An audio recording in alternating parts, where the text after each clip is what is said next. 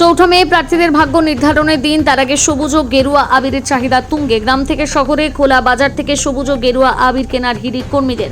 নদিয়া রানাঘাট কলেজে তৈরি করা হয়েছে স্ট্রং রুম, যেখানে ভাগ্যবন্দী রয়েছে প্রত্যেকটা প্রার্থী। ঠিক একইভাবে সবুজ আবির এবং গেরুয়া আবির টেক্কা দিচ্ছে খোলা বাজারে। চৌঠা মে প্রার্থীদের ভাগ্য নির্ধারণের দিন। তার আগে হুড়িয়ে বিক্রি হচ্ছে সবুজ আবির এবং গেরুয়া আবির। বিক্রেতারা জানাচ্ছে ২৬-এর বিধানসভা নির্বাচনের নিরিখে সবুজ আবির এবং গেরুয়া আবির কেনার হিড়িক পড়েছে কর্মী সমর্থকদের মধ্যে। তবে বাজারে দেখা নেই লাল আবিরের। তাহলে এটা স্পষ্ট আবারও শূন্যর খাতায় নাম লেখাতে পারে বামেরা।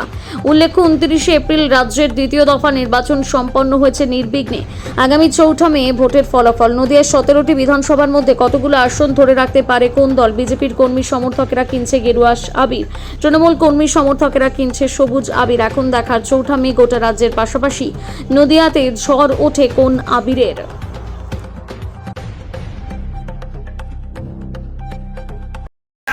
কি কি আবির বিক্রি করছেন?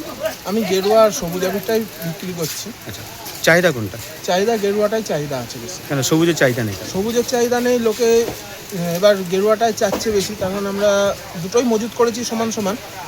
তার থেকে গেরুয়াটা আউট অফ মার্কেট হয়ে গেছে, সবুজটা সব ধরাই পড়ে রয়েছে। আর কোন কোন আবির তুলেছেন? সবুজ আর গেরুয়াটাই বেশি তোলা আছে। এমনি আপনার লাল? তোকে কেউ লাল ছিল, লালটা স্টক করা হয়।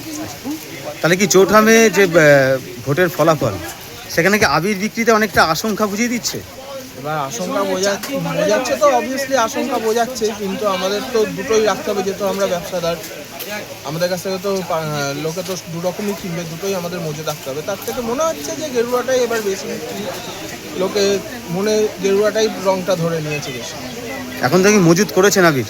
মজুদ করেছি বলতে মজুদ করা হয়েছিল, সবুজটা 90% মতো থেকে গেছে, গেরুয়াটা 90% সেল হয়েছে, সবুজ ধরাই রয়েছে। আপনার নাম? সৌরভ কুণ্ডু। এটা কোন জায়গা? রানাঘাট রেল বাজার।